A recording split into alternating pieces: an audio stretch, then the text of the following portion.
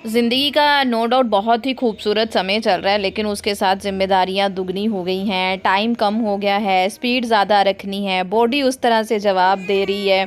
मतलब अभी उतना काम होता नहीं है, वर्कलोड जितना कोशिश करती हूँ कम लूँगी उतना ही काम बढ़ते जा रहे हैं।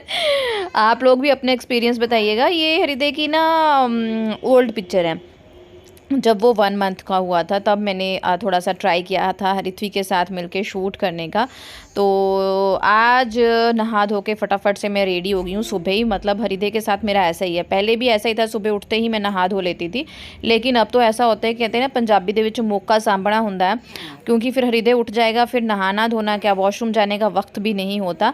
तो इसलिए मैं फटाफट से सुबह ही जैसे ही मुझे लगता है वो गहरी नींद में है, नहा धो लेती हूँ। फिर ऋत्वी को स्कूल भेजना होता है। तो आज तो वैसे ऋत्वी की छुट्टी है और हमें अपने जाना है, पंजाबी दे विच आपां पंजाब दे विच बोलदे हैं जठेरे पूजन लई, जठेरों के माथा टेकने के लिए। काइंड ऑफ जिसे हम कुल देवता की पूजा कहते हैं। और मैंने ऐसे सिर बांध लिया क्योंकि पीछे को मैं नहीं बांध सकती। सत श्री अकाल, गुड मॉर्निंग। क्योंकि सर्वाइकल की दिक्कत है, तो मैं पीछे को अगर बांधूँ ना तो मेरे पेन स्टार्ट हो जाती है। तो यहाँ पे सबसे पहले मैंने अपने लिए चाय रखी थी, क्योंकि भूख बहुत लगती है ना, as a breastfeeding mother, है ना, तो फिर धीरे धीरे भूख लगती रहती है। तो ये मुझे आदत लग गई है चाय पीने की। अब पहले नहीं थी, मायके में ऐसा था कि अगर मैं 5 बजे उठ के फीड करा रही हूँ, पापा उठे हुए हैं तो पूछ लेते थे कुछ खा लो, मम्मा दे देती थी। तो सुबह सुबह दूध वगैरह तो पिया नहीं जाता था, तो मैं चाय पी लेती थी। वैसे मुझे अपने पापा के हाथ की चाय बहुत ज़्यादा पसंद है और मैं मिस करती हूँ। तो यहाँ पे साथ साथ मैं थोड़ी सी तैयारी मैं नहाने जाने से पहले कर गई थी, कुछ चीज़ें रात को की हैं। और यहाँ पे मैं डाल रही हूँ सौंफ, नहीं ये वो होती है ना ड्राई जिंजर, उसका पाउडर बना के मम्मा ने भेजा था, वो डाल रही हूँ। मैं बना रही हूँ एक्चुअली रोट, जो बाबा बालकनाथ जी के मिलता है डिट्टो वैसे ही। रात को मैंने चीनी और सौंफ पानी में भिगो के रख लिए थे। और यहाँ पे मैं उस आटे में कनक का आटा डाला था, सौंफ और चीनी का पानी डाला था, ड्राई जिंजर डाली थोड़ी सी, और उसमें देसी घी डाल के मैंने यहाँ पे थोड़ी सी मॉइनिंग कर दी। अंदर से ये मॉइनिंग अच्छे से कर देनी है। फिर ये रोट ना पूरा वैसे जो मार्केट में बना बनाया मिलता है ना, पैकेट्स में बंद प्रसाद, वही है। तो मेरे पास थोड़ी सी पीसी चीनी थी, वो मैंने डाली। और रेसिपी कोई भी शेयर नहीं कर पा रही हूँ, क्योंकि आजकल स्पीड ऐसे रखनी पड़ती है ना, दे तेरे की, मेरे को ही नहीं पता था यार कि मैं इतनी तेज़ काम कर सकती हूँ। दे तेरे की फटाफट लगी होती हूँ, फटाफट फटाफट, इतनी फटाफट कि मैं बोलूँ तो मुझे सांस लेने का भी मौका नहीं होता। मतलब पता ही नहीं चलता कर क्या रही हूँ, मुझे खुद को भी नहीं पता। जो काम कभी मैं 1-2 घंटे में ख़त्म करती थी ना, वो मैं 40-45 मिनट में ख़त्म कर लेती हूँ। एक साथ मैं कितने सारे काम स्टार्ट करके फटाफट ख़त्म कर लेती हूँ, मुझे नहीं पता मुझसे कैसे हो रहे हैं ये। तो यहाँ पे रोट का आटा बांध के रखा था और मैंने यहाँ पे देसी घी का प्रसाद बनाना शुरू कर दिया। चाय मैंने छान के रख ली थी, लेकिन मैंने पी नहीं। मैंने सोचा यार एक आध प्रसाद तो सुच्चे मुँह बनाने की कोशिश करूँ। सारा तो नहीं बन पाएगा। एक्चुअली जब हम पहले जाते थे ना जठेरे पूजन के लिए, तो मैं हमेशा सुच्चे मुँह जाती थी, कुछ भी नहीं खाना घर से, क्योंकि मैं बहुत ज़्यादा स्पिरिचुअल हूँ, बहुत ज़्यादा, इतनी ज़्यादा कि कई बार मुझे लगता है कि मैं साइको हूँ इन चीज़ों को लेके, भगवान से रिलेटेड। तो मैंने सोचा सारा तो मैं नहीं बनाऊंगी, क्योंकि मेरे से भूख ही नहीं बर्दाश्त हो पा रही थी, खड़े नहीं हो पा रही थी मैं, इतना भूख लगी थी। तो सोचा एटलीस्ट ना हलवा जो बनाना है वो कर लूँ, और साथ साथ में मैंने पेड़े भी बना लिए। अब मानोगे हलवा बनते बनते मैंने रोट बेल भी लिया, और ऐसा मेरे साथ ज़िंदगी में कभी नहीं हुआ, क्योंकि ये प्रसाद मैंने बहुत बार बनाया है। तो मैं क्या करती थी, पहले रोट का आटा बांध लेना, फिर कढ़ा प्रसाद बनाना, उसके बाद आराम से रोट बनाने लगना। लेकिन आज तो मैंने ना 3-4 काम इकट्ठे किए, आप देखोगे आगे। तो ये सूजी का प्रसाद है। मेरे जैसी जो भोंदू है, जिसको काम वाम नहीं आते थे, वो शादी के बाद सीख रही है, उसके लिए तो थोड़ी सी वो मिलेगी कि उसको इंस्पिरेशन मिल सकती है। या बोलिए हम यार सब एक ही गाड़ी में सवार हैं। तो यहाँ पे देसी घी में मैंने जितनी सूजी डाली थी उसको अच्छे से ब्राउन कर लिया, एकदम से ब्राउन। और पानी थोड़ा थोड़ा इस तरह से डालना है जैसे मैं डाल रही हूँ, है ना। जितनी सूजी ली है उससे 3 गुना पानी इस तरह से डालना है। फिर गैस वगैरह गंदी नहीं होती, छींटे नहीं पड़ते, आपके ऊपर भी नहीं पड़ेंगे, और कड़छी बिल्कुल नहीं चलानी तब तक। और जितनी सूजी थी उतनी मैंने यहाँ पे चीनी डाल दी है, बस। फिर इसे हमें अच्छे से बॉयल कर लेना है। और हलवा बॉयल होते होते ना मैंने यहाँ पे सारी रोट की टिक्कियाँ जो है वो छोटी छोटी रख के बेली। ज़्यादा बड़ा बड़ा रोट नहीं बेला, ताकि मुझे ना फ्राई करने में इजी रहे। इसे मैं देसी घी में फ्राई करने वाली हूँ। और मुझे नहीं पता ये टेक्निक्स मुझे कहाँ से आ गई। कहते हैं ना एक बार माँ बनी तो मुझे लगता था मैं बहुत समझदार हो गई हूँ, लेकिन जैसे ही दूसरी बार माँ बनी ना, तो समझदार क्या, प्रोडक्टिव क्या, पता नहीं क्या क्या बन गई हूँ। बहुत अच्छा भी लग रहा है।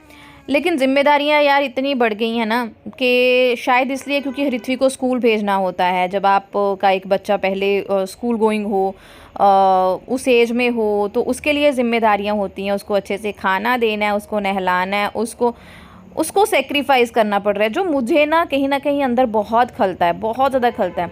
तो मैं भगवान का शुक्रिया करती हूँ कि शुक्र है मैंने 1 महीना मायके में काट लिया, तो मुझे इस तरह की कोई भी दिक्कत नहीं थी, स्ट्रेस नहीं थी। अदरवाइज़ यहाँ मैं यही सोचती रहती कि हाय मेरी बेटी रुल गई।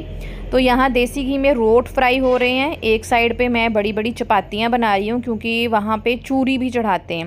होता है ना, चपाती को शक्कर में मिक्स करके। ये देखिए रोट कितना क्लासिक एकदम से सुपर डिलक्स उसी तरह का बना है। तो यहाँ पे मैं रोट फ्राई कर रही हूँ, साथ साथ मैंने बड़ी बड़ी चपातियाँ बना ली हैं।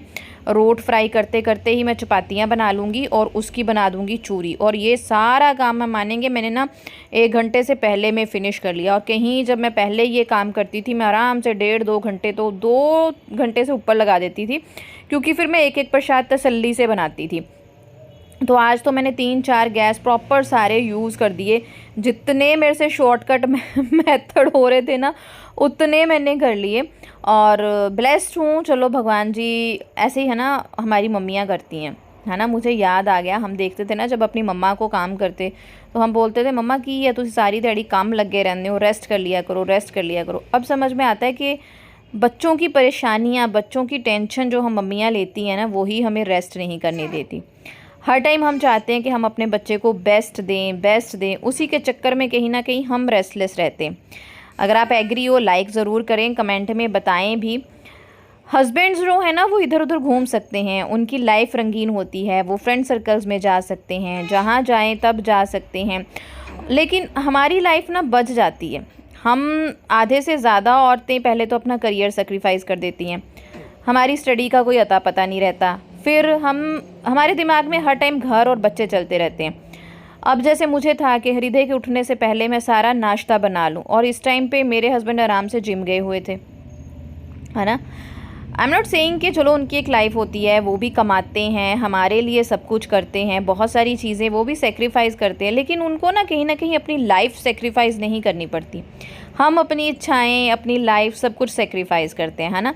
इसीलिए शायद माँ बहुत बड़ा रोल प्ले करती है बच्चों की ज़िंदगी में। और इस तरह मैं लगी हुई थी घर के कामों में, एफिशिएंट इस तरह से हो गई हूँ।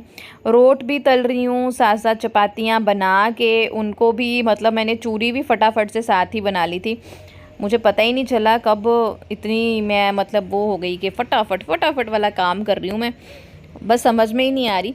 व्लॉग अब सोच रही हूँ छोटा छोटा शूट करके आपके साथ शेयर करा करूँ, क्योंकि अभी बच्चा छोटा है तो उसका टाइम टेबल तो बना नहीं, ऊपर से ठंड बड़ी है, ऊपर से वो सिर्फ मेरे ही हाथ का है। और सासू माँ ऊपर के काम कर लेती हैं, बच्चा संभालना थोड़ा सा उनके लिए टफ़ हो जाता है, क्योंकि वो उठा नहीं सकती, उठा के घूमना उनके लिए टफ़ हो जाता है। बहुत देर मतलब बच्चे को लेके बैठना भी उनके लिए टफ़ हो जाता है, क्योंकि उनको कुछ फ़िज़िकल इश्यूज़ हैं, तो वो ऊपर के काम कर लेती हैं। हरिथ्वी का खाने की ज़िम्मेदारी मेरी होती है, क्योंकि हरिथ्वी किसी के हाथ का नहीं खाती। और ये जनाब यहाँ पे सोए हुए हैं, शाम का टाइम है और इस टाइम को मैं यूज़ करूँगी। और बाबूजी लगे हुए हैं अपनी एक्टिविटी में। बनाया है मैंने सब्जी मटर पनीर और टाइम हुआ है 6 बजने वाले हैं। और इधर देखिए हाल, ये आटा गूँथ लिया है, ये दोपहर के दाल चावल हैं, ये मम्मा ने भेजा था आंवले का अचार। और ये सारी चीज़ें मैसी इसलिए हैं क्योंकि धीरे धीरे मैं किचन को ऑर्गेनाइज़ कर रही हूँ। जस्ट ऊपर वाला ऑर्गेनाइज़ हुआ है, यहाँ मैंने ऑर्गेनाइज़ किया है सिर्फ ये वाला पोर्शन बस, और सारा राशन ख़त्म है, ये देखिए बस वो लाऊंगी, क्योंकि बहल साहब ना कुछ छोड़ देंगे अगर लाएंगे, तो मुझे अपनी पसंद से लेनी है चीज़ें। तो यहाँ पे मटर पनीर बनाया, चलिए इसे ढक लेते हैं। और ये मैंने अपने लिए फ्रूट काटा है, this is papaya and dragon fruit, very good for lactating mothers, breast feeding mother's के लिए ये बहुत ही अच्छी हैं दोनों चीज़ें। एक तो कॉन्स्टिपेशन नहीं होने देंगी, और दूसरा सबसे बड़ा फ़ायदा है ये आपका जो है मिल्क प्रोडक्शन को इंक्रीज़ करती हैं। बस वही टाइम याद आ गया है, ऋत्वी के टाइम पे भाग भाग के काम ख़त्म करना है, भाग भाग के ख़त्म करना है अब भी। और Ritvi is behaving like a big sibling. वो देखती है मम्मा हृदय चू चू कर रहा है, मम्मा हृदय रोई रोई कर रहा है, फिर भाग के जाके ना उसके साथ बातें करती है, हृदय मम्मा आ रही है, हृदय मम्मा आ रही है। And going through a very beautiful phase of my life, लेकिन उसके साथ टफ कंडीशन बहुत है। कभी लेग दुख रही है, कभी ये दुख रहा है, सर्वाइकल बहुत ज़्यादा हो गई है, ऐसी छोटी छोटी प्रॉब्लम्स बहुत फेस कर रही हूँ मैं। लेकिन लेकिन लेकिन लेकिन फिर भी कहते हैं ना ये तो होना ही है। अब सिजेरियन हुआ है, उसके साथ क्योंकि बॉडी टू बॉडी मैटर्स ना, हर एक की बॉडी अलग तरह की होती है, वो सारी चीज़ें हैं। बट अच्छा है, सब बढ़िया है। चलिए पहले फ्रूट लेते हैं, ठंड बहुत ज़्यादा है, बहुत ज़्यादा गाइस। बस इसी तरह से दौड़ लगी हुई है और इस दौड़ में थोड़े से पल निकालती हूँ अपने बच्चों के साथ एंजॉय करने में। Thank you very much for watching me. Sat Sri Akal और सल्यूट है सब लेडीज़ को। Thank you, bye bye.